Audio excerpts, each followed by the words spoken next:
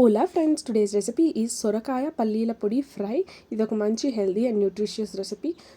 So first అయితే ఇక్కడ నేను ఒక కడాయి పెట్టుకొని అందులో కొద్దిగా ఆయిల్ వేసాను. ఆయిల్ హీట్ అయ్యాక కొంచెం ఆవాలు వేసి అది సిజిల్ అవ్వనివ్వాలి.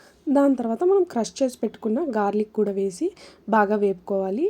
తర్వాత ఇందులోనే ఒక హ్యాండ్ఫుల్ కరివేపాకు, చిటికెడు పసుపు కూడా వేసి బాగా వేయించుకోవాలి. దాని తర్వాత సన్నగా కట్ చేసి పెట్టుకున్న సొరకాయ ముక్కల్ని వేసుకొని బాగా కలుపుకోవాలి.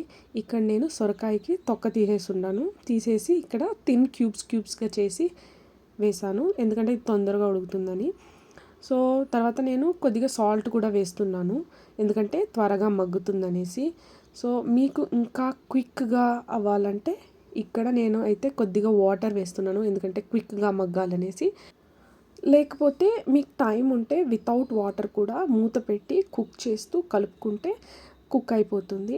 సో ఇలాగ వాటర్ వేసి బాగా కలుపుకొని మూత పెట్టి ఉడికిస్తూ ఉండాలి.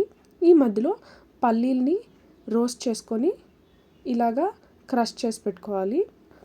మధ్యలో సొరకాయ ఉడికిందా లేదా అని చెక్ చేసుకుంటూ ఉండాలి. మూత తీసి బాగా కలుపుకుంటే సొరకాయ అంతా ఈవెన్గా కుక్ అవుతుంది. ఇలాగ మగ్గిన తర్వాత కారం, తర్వాత కొద్దిగా ధనియాల పొడి వేసి బాగా కలుపుకుంటున్నాను. కలుపుకున్న తర్వాత ఒక 3-4 మినిట్స్ అలాగే వదిలేస్తే కొద్దిగా ఆయిల్ పైకి వస్తుంది.